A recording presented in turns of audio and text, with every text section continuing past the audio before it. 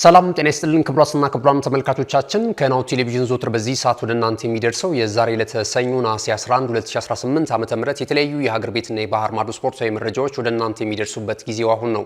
እስከ መረጃዎቻችን ፍጻሜ ድረስ አብራችሁን እንድትቆዩ እንደወትሮ ሁሉ የምንጋብዛችሁ መረጃዎቹ አዘጋጅና አቅራቢ ገዛይ እንዱላ፣ የካሜራ ባለሙያችን ዘካሪያስ ሳይሉ ከኛ ጋር ቆይታ የሚያደርግ ይሆናል። እናንተም እስከ መረጃዎቻችን ፍጻሜ ድረስ አብራችሁን እንድትዘልቁ እንጋብዛችኋለን። አብራችሁን ነው። ወደ ቀዳሚው የሀገር ቤት ስፖርታዊ መረጃችን ስናልፍ የኛውን ቀዳሚ እናደርጋለን። የባህር ዳር ኢንተርናሽናል ስቴዲየም ጊዜያዊ ፍቃድ ከካፍ ስለማግኘቱ እየተገለጸ ነው የሚገኘው። የኢትዮጵያ ብሔራዊ ቡድን አሁን ላይ እንግዲህ ለብሔራዊ ቡድኑ ተጫዋቾች ጥሪ መቅረቡም የሚታወስ ነው። ወደ 39 የሚደርሱ ተጫዋቾች በብሔራዊ ቡድኑ ዋና አሰልጣኝ ኢንስትራክተር ዮሐንስ ሳሌ ጥሪ ቀርቦላቸው ዝግጅታቸውን ለማከናወን እየተዘጋጁ ነው የሚገኙት። ይህ በእንዲህ እንዳለ እንግዲህ አሁን ላይ የተሰማው መረጃ ከካፍ ደግሞ በጣም ማስደሳች እንደሆነ እየሰማን ነው የምንገኘው። ለበርካታ ዓመታቶች እንግዲህ ከሀገር በመውጣት በሜዳ ውስጥ ማከናወን የነበረበትን የብሔራዊ ቡድን ጨዋታ በኪራይ ሜዳ ለማድረግ ተገድዶ የነበሩት ዋሊያዎቹ አሁን የራሳቸውን ሜዳ ስለማግኘታቸው እየተገለጸ ነው የሚገኘው። የባህር ዳር ኢንተርናሽናል ስቴዲየም ከዚህ ቀደም ብሔራዊ ቡድኑ የተለያዩ ትልልቅ ብሔራዊ ቡድኖችን ገጥሞ እንዲያሸንፍ ያስቻለ ብሔራዊ ቡድን ነው ማለት ይቻላል። ገዳም ነው። ከዚያም በላይ ደግሞ እንደዚሁ የሀገር ባለውለታ ሆኖ ቆይቷል ማለት ነው። ከአዲስ አበባ ስቴዲየም በተጨማሪ በዋናነት ሊጠቀሱ የሚችሉ የክልል ስቴዲየሞችን ካነሳን በዋናነት እንግዲህ የባህር ዳር ስቴዲየም ነው ማለት ይቻላል። አሁን ላይ እንግዲህ ለበርካታ ጊዜያቶች እድሳት ሲደረግለት የነበረው ይህ ስቴዲየም በጥሩ ሁኔታ ስለመጠናቀቁ ተገልጿል። የቪአይፒ እንደዚሁም ደግሞ የተጫዋቾች ልብስ መቀየሪያና የሚዲያ ሩሙ በትክክል መስፈርቱን የሚያሟላ ሆኖ ተገኝቷል ተብሏል። ስለዚህ እንግዲህ በአማካኝ ሚኒመም የሚባለውን የካፍ እንደዚሁ ክራይቴሪያ ስለማሟላቱ በጊዜያዊነት ተነግሯል ማለት ነው። በቀጣይ ወርሃ መስከረም 19 2019 ላይ በአዲሱ ዓመት የኢትዮጵያ ብሔራዊ ቡድን ለ2027 የአፍሪካ ዋንጫ የውድድር መድረክ ሁለተኛ የምድብ ማጣሪያ ጨዋታውን ሲያከናውን የምዕራብ አፍሪካዊቷን ሀገር የሴኔጋል ብሔራዊ ቡድንን በባህር ዳር ዓለም አቀፍ ኢንተርናሽናል ስቴዲየም እንደዚሁ የሚገጥምበት እድልን ፍቃድን አግኝቷል ከካፍ የሚሉ መረጃዎች እየወጡ ነው የሚገኙት። በምስሉ ላይ እንደምንመለከተው እንግዲህ ዓለም አቀፍ ስታንዳርዱን የጠበቀ ስቴዲየም ተደርጎ እንደተገነባ ነው እያየን የምንገኘው። ተርፉም በጣም በጥሩ ሁኔታ ነው። ከዛ ባለፈ ደግሞ የደጋፊዎች መቀመጫም እንደዚሁ የሚዲያ ባለሙያዎችም በጥሩ ሁኔታ ውድድሩንና አጠቃላይ ሁነቱን ለስፖርት ቤተሰቡ የሚያደርሱበትን አጠቃላይ መስፈርት ስለማሟላቱ ተገልጿል ማለት ነው። ይሄ ለእግር ኳስ ቤተሰቡ በጣም አስደሳች ነው። በቀጣይ እንግዲህ በዋሊያዎቹ በሀገራቸው እንዲሁም ደግሞ በደጋፊያቸው ፊት ሜዳቸው ላይ የሚያደርጓቸው ጨዋታዎች ላይ ውጤቱ ላይም አይነተኛ ተጽዕኖ ሊኖረው ይችላል ተብሎ ነው እየተጠበቀ የሚገኘው።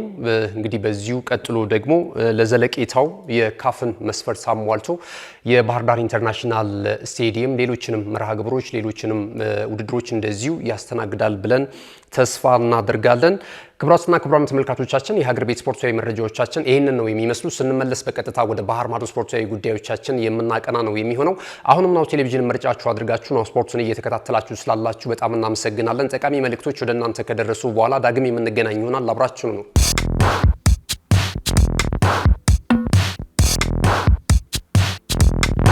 የማድረስ አገልግሎት የወደፊት ዕጣ ፈንታ እዚህ ደርሷል። በትሩዝ የታገዘም ትሩዝ ዴሊቨሪን እናስተዋውቆ። የኛ 100% የኤሌክትሪክ ሞተሮች ለአካባቢ ተስማሚ ብቻ አይደሉም፣ ፈጣን፣ ጸጥተኛና አስተማማኝም ናቸው። ያለምንም ጫጫታ፣ ያለምንም ጭስ የእርስዎ ጥቅል በሰዓቱ ይደርሳል። በቀጥታ ክትትል ላይፍ ትራኪንግ ሁሉንም ነገር ይቆጣጠሩ። ጥቅሎ እስከ ደጃፎ ድረስ ያለውን እንቅስቃሴ በቀጥታ ይመልከቱ። ደህንነት ቅድሚያ የምንሰጠው ጉዳይ ነው። በእኛ የተቀባይ ማረጋገጫ ሪሲቨር ኮንፈርሜሽን ዘዴ ጥቅሎ በትክክለኛው እጅ መግባቱ እናረጋግጣለን። እርስዎ ያረጋግጣሉ፣ እኛም እናስረክባለን። እገዛ ይፈልጋሉ? ቡድናችን ሁልጊዜ በ8194 ዝግጁ ነው።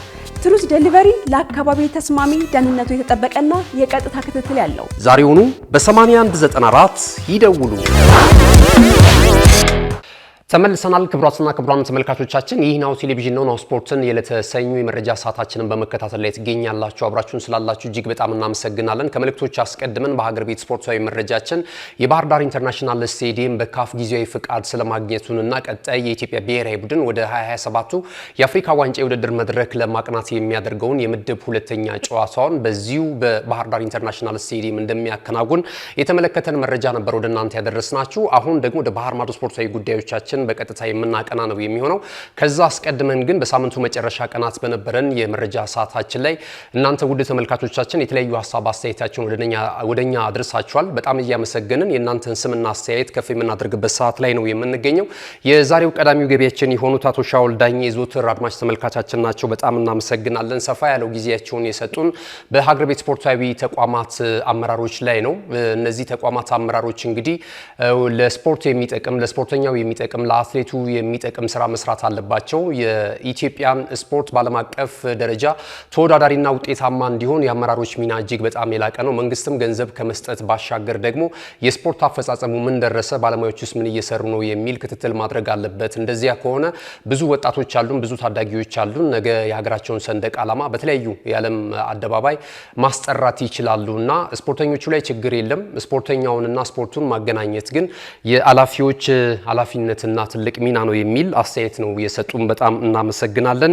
ይሄ ነው ንብረት የጨዋታ ማስተካከያ እርማት ሰጥቶናል። ቅዳሜ ዕለት በነበረን የመረጃ ሰዓታችን የኮሚሽን የፍጻሜ ጨዋታ ቅዳሜ ነው ብለን የተዛባ መረጃ ሰጥተን ነበረ። በስተት ነው። እጅግ በጣም እናመሰግናለን ለእርማቱ። ዳንኤል ዘውዱም እንደዚሁ በተመሳሳይ ይህንኑ እርማት ነው የሰጠን። ዳዊት ዘውዱ በጣም እናመሰግናለን። ኤርሚ ደጉ እናንተ ምርጦች እጅግ በጣም መረጃ አሰጣጣችሁ በጣም ደስ ይላል። በዚሁ ቀጥሉ። ዘንድሮ አርሰናል በጣም ጠንካራውን አርሰናል እየተመለከትን እንገኛለን። በነጥብ ጨዋታዎችም ይህንን እንደሚደግም ተስፋ እናደርጋለን የሚል ሀሳብ አስተያየቱን አድርሶናል። እንደዚሁ አስናቀ ሂመር በሀገር ውስጥ ስፖርት ላይ ሰፋ ያለ እውቀት እንዳለው እንረዳለን ከሚሰጠን ሀሳብ አስተያየት የመነጨ ማለት ነው። ዛሬም እንደዚሁ በተለይ የተቋማት አመራሮችን ልክ እንደ አቶ ሻውል ዳኜ ሁሉ አስናቀ ሂመርም ሰፋ ያለ ማስተካከያ ሀሳቦችን ነው የሰጠው። እኛም እንግዲህ በርቱ እንላለን። ስፖርቱን ማስተካከል የሚችሉት የስፖርት ቤተሰቡ ነውና ተቋማትንም ማስተካከል ይችላሉ፣ አመራሮችንም ማስተካከል ይችላሉና እናንተ የምትሰጧቸውን ገንቢ ሀሳቦች ደግሞ እኛም ለሚመለከታቸው አካላቶች ማድረሳችንን የምንቀጥል ይሆናል። አስናቀ ሂመር በጣም እናመሰግናለን። ወንድሙ ሀይዛ አርሰናል እጅግ በጣም ምርጥ ነው እያደረገ ያለው እንቅስቃሴ፣ በቀጣይም ትልልቅ የዋንጫ ክብሮችን ያሳካል የሚል እምነት አለኝ የሚል አስተያየትን እንደዚሁ ሰጥቶ ፍቃዱ ሽፈራው አርሰናል የፊት መስመሩ ላይ እጅግ በጣም አስደሳች አፈጻጸም እየተመለከትንበት እንገኛለን። አሁንም አስፈሪ እንደሆነ የሚቀጥል ይመስለኛል የሚል ሀሳቡን ሰጥቶናል። ሙሉጌታ ያለው ደግሞ ከጁሊያን አልቫሬዝ የተሻለ የፊት መስመር አጥቂ ነው እና እሱ ቢመጣ ወደ አርሰናል የተሻለ ነው። ቪክቶር ኦሴሚኔ ያን ያህል ጥሩ ነው ብዬ አላስብም። ተመሳሳይ እንደ ቪክቶር ጆኬሬሽ አይነት አጨዋወት ስልትን ስለሚከተል በቀላሉ በተከላካዮች ማርክ ሊደረግ ይችላል እና ከጨዋታው ውጪ ሊሆን ይችላል። ስለዚህ አርሰናሎች የቀዳሚ ተመራጭ ማድረግ የሚፈልጉ ከሆነ ጁሊያን አልቫሬዝን ማስቀደም ይኖርባቸዋል የሚል አስተያየት ሰጥቶናል። ታሜ አዲሾ እንደዚሁ ሀሳቡን ሲገልጽልን በገብርኤል ማርሲሌኒ የዝውውር ጉዳይ ላይ ምን አዲስ ነገር አለ የሚል ጥያቄ ነው ያደረሰን። ከተለያዩ ክለቦች ጋራ እንደዚሁ ንግግር በማድረግ ላይ እንደሚገኝ የተገለጸ ነው የሚገኘው። ሌሎችን መረጃዎች ደግሞ ማርሴሊን በተመለከተ በዝውውር መረጃችን የምንመለከተው ነው የሚሆነው። ክቡራትና ክቡራን ተመልካቾቻችን የእናንተ ሀሳብ አስተያየት ይህንን ይመስላል። በቀጥታ ወደ ሌሎች የባህር ማዶ ስፖርታዊ መረጃዎቻችን በቀጥታ የምናቀና ነው የሚሆነው። ምዕራብ አፍሪካዊቷ ሀገር ካሜሮን በስተመጨረሻም ከአራት የፍጻሜ ሽንፈት በኋላ በሴቶቹ የ26 የአፍሪካ ዋንጫ የውድድር መድረክን ሻምፒዮና መሆኗን አረጋግጣለች። በካሜሮን አስተናጋጅነት ሲከናወን የነበረው 14ኛው የአፍሪካ ሴቶች የዋንጫ የውድድር መድረክ እንግዲህ በካሜሮን ሻምፒዮናነት ተጠናቋል። ትላንት ከማላዊ ጋራ የፍጻሜ ጨዋታ አድርጋ ነበረ። እንግዲህ ካሜሮን 3-0 በሆነ ውጤት በፍጻሜው በማሸነፍ የመጀመሪያውን የሴቶች የአፍሪካ ዋንጫ የውድድር መድረክ የዋንጫ ባለክብር መሆን ችላለች ማለት ነው። ኑዋሚ ኤቶ ማሬ ኔጋ እና ሁለት ግቦችን እሷ ከመረብ አሳርፋለች። በጥቅሉ 3-0 በሆነ ውጤት ነው የካሜሮን ሴት ብሔራዊ ቡድን ትላንት የነበረውን የፍጻሜ ጨዋታ ማሸነፍ የቻለው ማለት ነው። የካሜሮን ብሔራዊ ቡድን ከዚህ ቀደም ለ4 ጊዜያት ያህል ለፍጻሜ ደርሷል። አንድ ጊዜም ዋንጫውን ማሳካት አልቻለም። 1991፣ 2004፣ 2014 እና 2016 የ2016ቱ እንዲሁም ራሳቸው ነበረ ማዘጋጀት የቻሉት በናይጄሪያ 1-0 በሆነ ውጤት ተሸንፈው የመድረኩን የዋንጫ ክብር ማጣታቸው የሚታወስ ነውና ለአምስተኛ ጊዜ ለፍጻሜ ቀርበው ትላንት በተደረገው እንቅስቃሴ ግን የመጀመሪያ የዋንጫ ክብራቸውን ማሳካት ችለዋል ማለት ነው። እንግዲህ ለደረጃ በተደረገ ጨዋታ አዘጋጇ ሀገር ሞሮኮና አልጄሪያ ያደረጉት ጨዋታ አንድ አቻ በሆነ ውጤት መደበኛው 90 ደቂቃ ተጠናቆ ሁለቱን ብሔራዊ ቡድኖች ወይም ሶስተኛ ደረጃን ይዞ የሚያጠናቅቀውን ሀገር ለመለየት በተሰጠ መለያ ምት 3-2 በሆነ ውጤት አልጄሪያ በማሸነፍ የናስ ሜዳሊያ ተሸላሚ ሆናለች ማለት ነው። በዚህ አጠቃላይ በውድድር መድረኩ ፍጻሜ ላይ እንግዲህ የውድድር መድረኩ የጸባይ ዋንጫ አሸናፊ የሆነችው የአልጄሪያ ብሔራዊ ቡድን ነው። ቶፕ ስኮረር ወይም ደግሞ የመድረኩ የቶርናመንቱ ከፍተኛ ጎል አስቆጣሪ ደግሞ እንደዚሁ የተገኘችው ካሜሮን ነው። እቺ ተጫዋች ቴማዋ ቻያንጋ ትባላለች። እቺ ተጫዋች እንግዲህ የከፍተኛ ጎል አስቆጣሪነቱን ትራክ እንደዚሁ በቀዳሚነት ይዛ ማጠናቀቅ ችላለች ማለት ነው። ኮከብ ግብ ጠባቂንም እንደዚሁ ከዚያው ከካሜሮን መመረጥ የቻለችበትን ሚቼል ቢያኒያ ትባላለች። እቺም ተጫዋች እንግዲህ በተለይ በኖካውቱ ምንም ግብ ሳይቆጠርባት ነበረ ወደ ፍጻሜ የሀገሯ ብሔራዊ ቡድን ይዛ መምጣት የቻለችው ማለት ነውና ይህን አይተናል። በወንዶቹም ረጅም ጊዜ ተቆጥሯል። የካሜሮን ብሔራዊ ቡድን ለመጨረሻ ጊዜ በአፍሪካ ዋንጫ የውድድር መድረክ እንግዲህ ማሳካት የቻሉት 2017 ላይ ጋቦን አስተናግዳው በነበረው የግብጽ ብሔራዊ ቡድን 2-1 በሆነ ውጤት አሸንፋ እንደነበረ እንደነ ቪሴንት አቡበከር የነበሩበትን እንቅስቃሴ በፍጻሜውም ጨዋታ ጎል ማስቆጠር የቻሉበት ሂደት እንደነበረ ማስተዋወስ እንችላለን ማለት ነው። አሁን በሴቶቹ ተመልሰዋል። ትላንት በስቴዲየም በካሜሮን የፍጻሜው ጨዋታ ላይ እንግዲህ ካሜሮን የወቅቱ እግር ኳስ ፌዴሬሽን ፕሬዚደንት የቀድሞ የባርሴሎና፣ የቼልሲ፣ የኢንተር ሚላን በተለያዩ ክለቦች ውስጥ እንግዲህ እግር ኳስን በጥሩ ሁኔታ መጫወት ከቻሉ አፍሪካውያን እግር ኳሰኞች መካከል አንደኛው የሆነው ሳሙኤል ኤቶ ተገኝቶ ነበር። ደስታውን በሚገርም ሁኔታ ሲገልጽ ነበረ። እንግዲህ ትላንትና የካሜሮን ሴት ብሔራዊ ቡድን የ26ቱ የአፍሪካ ዋንጫ የውድድር መድረክ የዋንጫ ባለክብር መሆናቸው እንደዚሁ አረጋግጧል ማለት ነው። ወደ አውሮፓ ስንሻገር ትላንት የወዳጅነትም ጨዋታዎች ተደርገዋል። በዚያ ላይ ደግሞ የኮሚኒቲ ሺልድ የ2026 የፍጻሜ ጨዋታ በካርዲፍ ሲቲ ተደርጓል። አርሰናልን ከሲቲ ጋር ያገናኘ ጨዋታ ነበረ። መድፈኞቹ አርሰናሎች እንግዲህ 18ኛ የኮሚኒቲ ሺልድ የዋንጫ ክብራቸውን ማሳካት ችሏል። ትላንትና ማንቸስተር ሲቲን የቀጡት ቅጣት ነው የቀጣው 3-0 በሆነ ውጤት ከመላ የጨዋታ ብልጫ ጋር ማለት ይቻላል። በጨዋታው እንቅስቃሴ ላይ ፍጹም ብልጫ ነበራቸው። አዳዲስ የአርሰናል ፈራሚዎቹ ሁለቱ ብሩኖ ጉማሬዥ እና እንደዚሁ ክርስቶስ ቲዞሊስም ያሳዩት እንቅስቃሴ በመድፉ ደጋፊዎች ዘንድ በአጭር ደቂቃ ውስጥ ልብ ውስጥ እንዲገቡ አድርጓቸዋል። በእርግጥ ከዚህ ቀደም በተለይ ደግሞ ክርስቶስ ቲዞሊስ በወዳጅነት ጨዋታ ላይ የነበረው እንቅስቃሴ በጣም አስደማሚ ነበረ። ጎል የሆኑ ኳሶችን በማቀበል ረገድ አስደሳች ነገር መስራት ሲችል ነበረ። ትላንትም ይህንኑ ማስቀጠል የቻለበትን እንቅስቃሴ አይተናል። አርሰናሎች ትላንትና ገና ጨዋታው እንደተጀመረ ነው 23ኛው 25ኛው ሰከንድ አካባቢ ላይ እንግዲህ ሉዊስ ስኬሊ ከአርሰናል ሊለቅ ይችላል ተብሎ ብዙ አነጋጋሪ ጉዳዮች እየወጡበት የሚገኘው ሉዊስ ስኬሊ በግሩም ሁኔታ ያቀበለውን ኳስ ነበረ እንግዲህ ከኤቨርተስ ማስቆጠር የቻለው ማለት ነው። ትላንት በነበረው ጨዋታ ላይ ማለት ነው እና በጣም ጥሩ እንቅስቃሴ ተመልክተናል። ከኤቨርተስ ከዚያ በኋላ እንግዲህ ጎል ማስቆጠር የቻለበትንም ካላፊዮሪ ነበር የመጀመሪያውን ጎል ያስቆጠረው ይቅርታ። ከዚያ በኋላ ደግሞ ሁለተኛውን ጎል ቲዞሊስ በተመሳሳይ በግንባሩ ያሻማለትን ኳስ እሱም በግንባሩ ገጭቶ ሁለተኛ ጎል አስቆጥሮ መድፈኞቹን 2-0 በሆነ ውጤት እየመሩ ለረፍት ወደ መልበሻ ክፍል አምርቷል። ከረፍት መልስም በጣም ተጠናክረው የመጡት አርሰናሎች 48ኛው ደቂቃ ላይ ቲዞሊስ በድጋሚ እንደገና አመቻችቶ ለማርቲን ኦዴጋርድ ያቀበለውን ኳስ ጂያንሉጂ ዳናሩማ በግሩም ሁኔታ አታለው ነበረ ኳስና መረብን ማገናኘት የቻለውና አርሰናል ትላንት 3-0 በሆነ ውጤት በማሸነፍ እንግዲህ በተለይ አሰልጣኝ ሚካኤል አርቴታ ደግሞ 5ኛ የዋንጫ ክብሩ ነው አርሰናልን በአሰልጣኝነት ከተረከበ በኋላ ማለት ነው። 2020 ላይ እንደምናስታውሰው ኤፍኤ ካፕን የዋንጫ ክብር ማሳካት ችሎ ነበረ።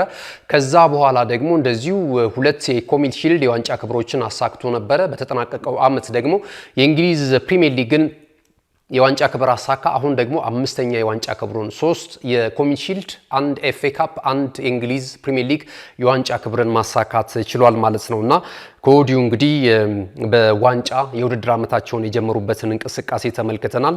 ትላንት የነበረውን አጠቃላይ እንቅስቃሴ እንዴት ተመለከታችሁት? በተለይ ደግሞ አዳዲስ ፈራሚዎቹ ላይ ሀሳብ አስተያየታችሁን ልታደርሱን ትችላላችሁ። የብሩኖ ጉማሬዥ እና እንደዚሁም ደግሞ የክርስቶስ ቲዞሊስ እንቅስቃሴ በበርካቶች ዘንድ እየተደነቀ ነው የሚገኘው። በተለይ ቲዞሊስ ለአጥቂዎች የሚያቀርብበት መንገድ፣ ኳስን የሚያሾልክበት መንገድ በጣም እየተደነቀለት ነው የሚገኘው ማለት ነው። ከማርቲን ኦዲጋርድ ጋር የነበራቸው ሃይ ኮንታክት ፔናልቲ ቦክስ ውስጥ የጣለለት ኳስ እሱም ደግሞ በግሩም ሁኔታ የጨረሰበት ሂደት አሁንም ድረስ እንግዲህ ብዙዎች እየደጋገሙ በሃይላይት መልክ በሶሻል ሚዲያው እየተመለከትነው ነው የምንገኘው። እንግዲህ ትላንትና በእንዲህ አይነት መልኩ ተጠናቋል። በጥሩ ሁኔታ የውድድር ዓመቱን ለመጀመር ፍላጎት ነበረን። በዚህ መልኩ ለዓለም የአርሰናል እግር ኳስ ክለብ የት ደረጃ ላይ እንደደረሰ ማሳየት ችለናል ብሏል። ከጨዋታው መጠናቀቅ ማርቲን ኦዲጋርድ የቡድኑ አምበል ማለት ነው። ከዚህም በኋላ የውድድር ዓመቱ ሲጀመር በተለያዩ የውድድር መድረኮች ላይ ትልልቅ የዋንጫ ክብሮችን ለደጋፊዎች ለመስጠት እንደዚሁ አስበናል። ይህንንም እውን እንደምናደርግ እንግዲህ ምልክት አይታችኋል። ከሞላ ጎደል ይቀጥላል የሚል ሀሳባቸውን አንጸባርቋል። እንግዲህ ከፔፕ ጋርዲዮላ ስንብት በኋላ ወይም እሳቸው ስምምነት ከቡድኑ ጋር ከተለያዩ በኋላ ያንን ወርቃማ ዘመናቶችና በዋንጫ ክብር የተደገፈውን የሲቲን ገናናነት ለመመለስ ብዙ የቤት ስራ እንደሚጠብቃቸው ነው አሰልጣኝ ኤንዞ ማሬስካ ትላንት በነበረው እንቅስቃሴ ብዙ የእግር ኳሱ ባለሙያዎች ትንታኔ ሲሰጡበት የነበረው ማለት ይቻላል። የፔፕ ጋርዲዮላ መልቀቅ ብቻ አይደለም፣ የቡድኑ ወሳኝ ተጫዋቾችም አሁን በመልቀቅ ሂደት ላይ ነው የሚገኙት። ከዚህ ቀደም እንደምናስታውሰው እንደዚሁ ሌላ ተጫዋች ወጥቶባቸዋል። ሲልቫን እናስታውሰዋለን። ሲልቫ እንግዲህ በርናንዶ ሲልቫ ለቆ ወደ ሪያል ማድሪድ ያቀናበትን እናስታውሳለን። ከዛ ባለፈ ደግሞ እንደዚሁ ቲጃኒ ሬንደርስም ወደ ሳውዲ ፕሮ ሊጉ ክለብ ማምራቱ የሚታወስ ነው። ሂላልን ተቀላቅሏል። አሁን ደግሞ ሮድሪ ዛሬ ማለዳ ላይ በነበረ የዝውውር መረጃ እንደዚሁ ወደ ካታሎናው ክለብ ባርሴሎና ማቅናቱ እንደዚሁ ተረጋግጧል ማለት ነው እና ሌሎች ተጫዋቾችም ሊቀጥሉ ይችላሉ። እንግዲህ ቼልሲ ሲቲ አሁንም በአዲስ መንገድ ከዚህ ቀደም በነበረው ሪፎርም ጥሩ ስራዎችን ለመስራት ሙከራ ካላደረገ አዳዲስ ተጫዋቾችን አምጥቶ የቡድን ግንባታ ላይ መስራት ካልቻለ ትላንት በነበረው እንቅስቃሴ ያን ያህል የውድድር ዓመቱን በጥሩ ሁኔታ ይጨርሳል ለማለት በጣም አስቸጋሪ እንደሆነ ነው ብዙ ትንታኔዎችን የሰማ ነው ማለት ነውና ትላንት የነበረው ሂደት ከሞላ ጎደል ይህንን ይመስላል። ብዙዎች ናቸው ሀሳብ እየሰጡ የሚገኙት። የአርሰናል አጀማመር በጣም አስፈሪ ነው። ምክንያቱም በአቋም መፈተሻ ጨዋታዎች ላይ ተመልክተናል። በጣም ደካማ ውጤቶችን ሲያስመዘግብ ነበረ። በእንቅስቃሴም ደረጃ የአርሰናል ደጋፊዎች ምን ነካው አርሰናል በቀናቶች ልዩነት የሚሉ ሀሳቦችን ሲያንጸባርቁ ነበረ። ነገር ግን ትክክለኛው አርሰናል ትላንት የታየ ይመስለኛል። እንግዲህ በሚቀጥለው አርብ ምሽት ከአዲስ አዳጊው ክለብ ኮቨንተሪ ሲቲ ጋር የ2026 የእንግሊዝ ፕሪሚየር ሊግ ጅማሮን የሚበሰርበትን ምሽት 4 ሰዓት ላይ ጨዋታቸውን የሚያደርጉ ነው የሚሆነው። ማንቸስተር ሲቲ ደግሞ በዕለተ እሁድ እንደዚሁ የእንግሊዝ ፕሪሚየር ሊግ የመጀመሪያውን መርሃ ግብር ከኤፍኤ በርንማውዝ እግር ኳስ ክለብ ጋር የሚያከናውን እንደሆነ የሚታወቅ ነው ማለት ነውና ይህንን አይተናል። ሌሎች የወዳጅነት ጨዋታዎች እንደዚሁ ተደርጓል። ሊቨርፑል ከጣሊያኑ ክለብ ኮሞ ጋር ያደረጉትን ጨዋታ 2-0 በሆነ ውጤት ማሸነፍ ችሏል። ኮዲ ጋክፖ 23ኛው ደቂቃ ላይ ጄሬሚ ጃኩዌትም የመጀመሪያ ግቡን ለቀዮቹ እንደዚሁ ማስቆጠር የቻለበትን ውጤት ተመልክተናል ማለት ነው። በሳምንቱ መጨረሻ ቀናት እንደዚሁ ኤስ ሚላን ከማንቸስተር ዩናይትድ ጋር ያደረጉት ጨዋታ 4-2 በሆነ ውጤት በጣሊያኑ ክለብ ኤስ ሚላን አሸናፊነት ተጠናቋል። ማንቸስተር ዩናይትድ በዚህ የአቋም መፈተሻ ጨዋታ ላይ ሁለት ጊዜ መምራት ቢችልም ውጤቱን ማስጠበቅ አልቻለም። የቀድሞ አሰልጣኙን ሮበን አሞሪምን በገጠሙበት ጨዋታ ቀይ ሰይጣናቱ 4-2 በሆነ ውጤት ተሸንፈዋል ማለት ነውና ትላንት የነበረው እንቅስቃሴ ይሄንን ነው የሚመስለው። የስፓኒሽ ላሊጋም ጨዋታዎች እንደዚሁ ከትላንትና በስቲያ ጅማሯቸውን አድርጓል። የስፔን ላሊጋ የ2026-27 የውድድር ዘመን ማለት ነውና ትላንትና እንደዚሁ ቀጥሎ የተደረጉ ጨዋታዎች አሉ። ሴቪያ ራዮ ቫልካኖን 2-1 በሆነ ውጤት አሸንፏል። አዲስ አዳጊው ክለብ ራይሲንግ ስታንዳርድ ከቪላሪያል ጋር ያደረጉት ጨዋታ 2-1 በሆነ ውጤት ተጠናቋል። ኤስፓኞል እንደዚሁ ከሌቫንቴ ጋር ጨዋታቸውን ሲያደርጉ በኤስፓኞል 3-0 አሸናፊነት ተጠናቋል። ዛሬ ዲፖርቲቮ ከኤልኤቼ ጋር ምሽት 4 ሰዓት ላይ የስፔን ላሊጋ የመጀመሪያ መርሃ ግብራቸውን የሚያከናውን ይሆናል። ቀጣይ ሳምንት ወደ ሐሙስ ምናምን አካባቢ ደግሞ እንደዚሁ ረቡዕ ትልልቆቹ ክለቦች የካታሎናው ክለብ ባርሴሎና ከተጋጣሚው ጋር፣ ሪያል ማድሪድም እንደዚሁ ከተጋጣሚው ጋር ጨዋታቸውን የሚያከናውን ይሆናል። በዓለም ዋንጫው ምክንያት በርከት ያሉ ተጫዋቾች እዚህ ስብስብ ውስጥ መኖሩን ተከትሎ ነው ትልልቆቹ ክለቦች የላሊጋ የመጀመሪያ ሳምንት ጨዋታ ሳያደርጉ እንደዚሁ ቀናቶች የተገፉላቸው ማለት ነው።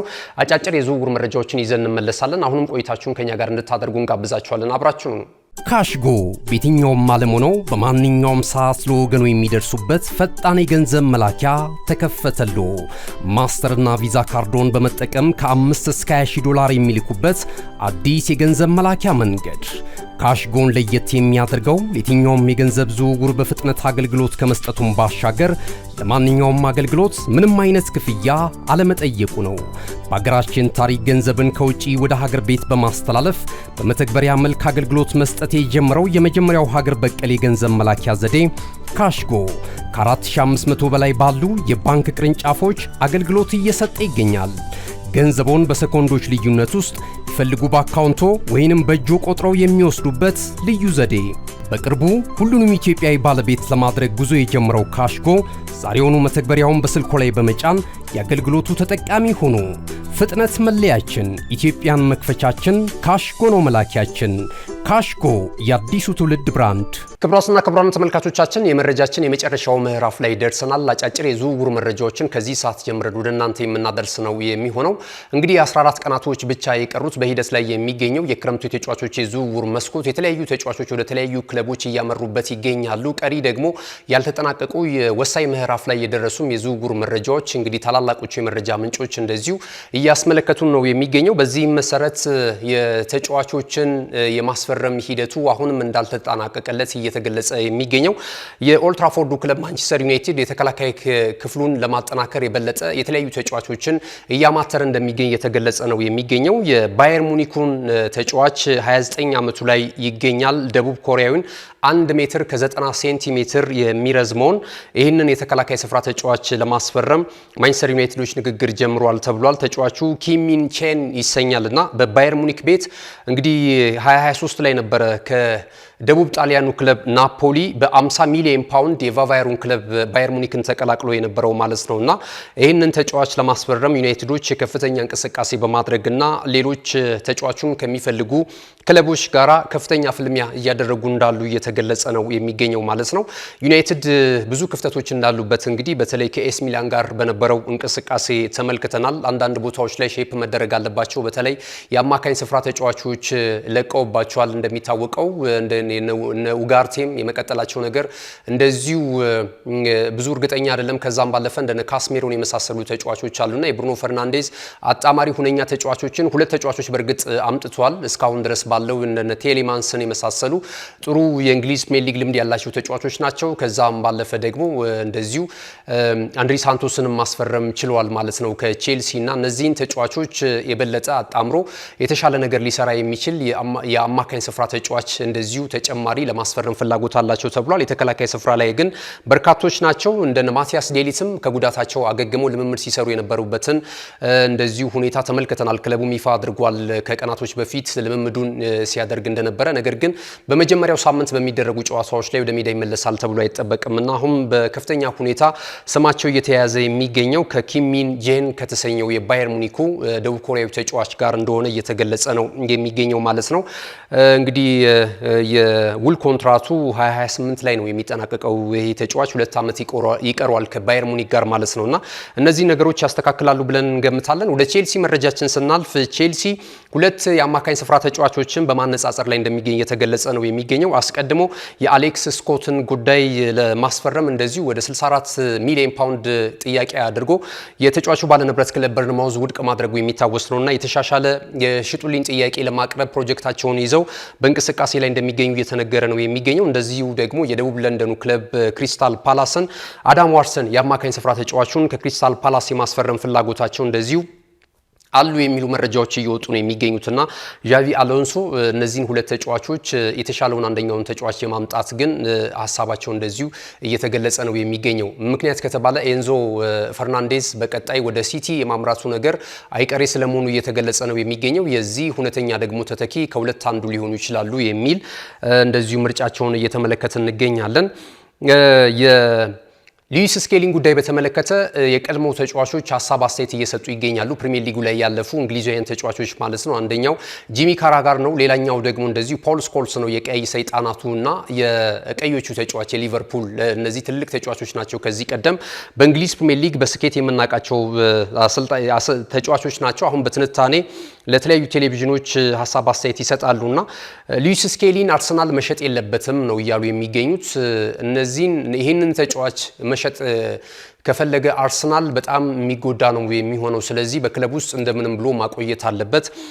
ፈላጊዎቹ ክለቦች ቼልሲና ማንቸስተር ዩናይትድ ይህንን ተጫዋች ካስፈረሙት ለአርሰናል ትልቅ ውድቀት ነው። በዛ ላይ ለፕሪሚየር ሊጉ ክለቦች ይህንን ተጫዋች አሳልፎ የሚሰጡ ከሆነ በጣም ድንቅ የእግር ኳስ ክህሎት እንዳለው እየተመለከትን ነው የምንገኘው የሚል ሀሳብ ሰጥቷል። እናንተ ምን ትላላችሁ? እዚህ ጋር ሉዊስ ስኬሊ በአርሰናል ቤት ቢቆይ ይሻላል ወይስ ደግሞ ወደ ሌላ ክለብ ቢያመራ አርሰናል ተጠቃሚ ሊሆን ይችላል? ሀሳብ አስተያየታችሁ ልታደርሱን ትችላላችሁ። ሮድሪ ከካታሎናው ክለብ ባርሴሎና ጋር የሚያደርገውን ዝውውር ለማጠናቀቅ ከጫፍ ስለመድረሱ እየተገለጸ ይገኛል። የሜዲካል ምርመራ ለማድረግ እንደዚሁ ወደ ባርሴሎና ስለማምራቱ እየተነገረ ነው የሚገኘው።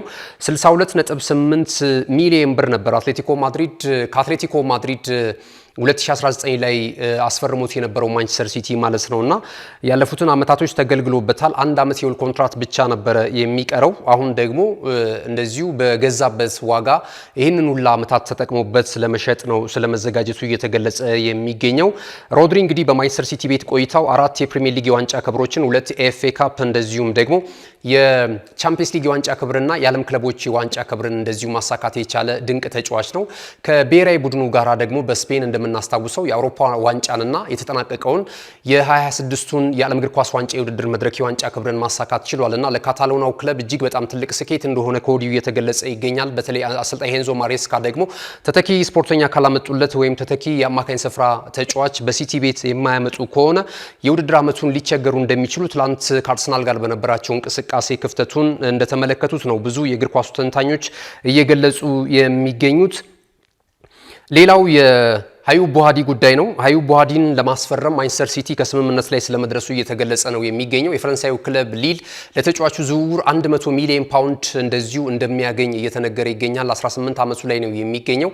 በሞሮኮ ብሔራዊ ቡድን ተመልክተነዋል። በሊልም የነበረው እንቅስቃሴ በጣም አስደናቂ ነው። ብዙ ታላላቅ ክለቦች ይህንን ተጫዋች ለማስፈረም ከፍተኛ ጥረት ቢያደርጉም ዜጎቹ ወይም ውሃ ሰማዮቹ ይህንን ተጫዋች ፊርማ ለማግኘት አሁን ስለመቃረባቸው እየተገለጸ ነው የሚገኘው። አጠቃላይ በግል ጉዳዮችና ጥቅማጥቅሞች ጉዳይ ሁለቱ አካላት ከስምምነት ላይ ደርሷል የሚሉ መረጃዎች እየወጡ ይገኛሉ። የመጨረሻው መረጃችን የሚሆነው አርሰናል የብራይተን ኦቭ አልቢዮኑን የተከላካይ ስፍራ ተጫዋች ጃክ ኢንሽዊልድን ለማስፈረም እንደዚሁ ከፍተኛ ፍላጎት ስለማሳደሩ እየተገለጸ ይገኛል።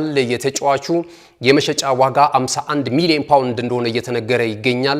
ከዚህ ቀደም ጁሊየስ ኮንዴ ከአርሰናል ጋር ተያይዞ ነበረ። ከዛ ባለፈ እንደዚሁ ደግሞ ሌሎች የመሀል ተከላካይ ስፍራ ተጫዋቾችም እንደዚሁ አይተናል። ትላንት በእርግጥ በነበረው የኮሚቲ ሺልድ የፍጻሜ ጨዋታ ላይ በአርሰናል በኩል ያን ያህል በዚህ ቦታ ላይ ተጫዋች ባያስፈርምም አርሰናል እነዚህ ትላንት የነበረው ብቃታቸውን ሰሞኑን በወዳጅነት ጨዋታ ላይ በመከላከሉ እንቅስቃሴ ላይ የነ ማርሊ ሳይመን ብቃትን የተመለከቱ ብዙ የአርሰናል ደጋፊዎች አርሰናል እዚህ ቦታ ላይ አስተማማኝ ሪዘርቭ ስላለው ያን ያህል ፊርማውን ባያደርግም ዊሊያም ሳሊባ እስከሚመለስ ድረስ ይህን ቦታ ጥንቅቅ አድርገው ሊዘጉ የሚችሉ ተጫዋቾች አሉት ብሏል። ትላንት ደግሞ የክሪስቲያን ሞስኬራና የገብርኤል ማጋሌጅ ጥምረት በበርካቶች ዘንድ እየተደነቀ ነው የሚገኘውና እነዚህ ተጫዋቾች በዚሁ ብቃታቸው መቀጠል ከቻሉ አርሰናል የመሃል ተከላካይ ስፍራ ተጫዋች ማስፈረም የለበትምና ሌላ ቦታ ላይ ኢንቨስት ቢያደርገው የሚል ሀሳብ እየሰጡ ነው የሚገኙት። ይልቁኑ የአርሰናል ደጋፊዎች ለአርሰናል አመራሮች እንደዚሁ መልእክት ሲያስተላልፉ የግራ ክንፉ ላይ ወይም ደግሞ ሌፍት ዊንግ ላይ ተጫዋች ማስፈረም አለባቸው። ኬናን ኤልዲዝን ካልሆነ ደግሞ እንደነ ባርኮላ እንዲሁም ሌሎችም ተጫዋቾች እየተነሱ ነው የሚገኙት ከአርሰናል ጋርና እነዚህን ፊርማዎች ከጨረሰ አርሰናል ሙሉ ነው አሁን ባየነው እንቅስቃሴ በተለይ ትላንት በነበረው ጨዋታ የሚል ሀሳብ አስተያየታቸውን እየሰጡ ነው የሚገኙት። አርሰናል የትኛው ስፍራ ላይ ተጫዋች ይጎለዋል ብላችሁ ታስባላችሁ? እስኪ ሀሳብ አስተያየታችሁን ጻፉልን። ክቡራትና ክቡራን ተመልካቾቻችን የዛሬ ለተሰኞ ነሐሴ 11 2018 ዓ.ም ከናሁ ቴሌቪዥን በእኔና በባልደረቦች የተሰናዱ የሀገር ቤትና የባህር ማዶ ስፖርታዊ መረጃዎች ይህንን ይመስሉ ነበር። መረጃዎቹን እንደናንተ በማድረስ ገዛይ እንዱላ የካሜራ ባለሙያችን ዘካሪያስ ሳይሉ ከኛ ጋር ቆይታ አድርገው ነበር። መልካም ጊዜ ይሁንላችሁ።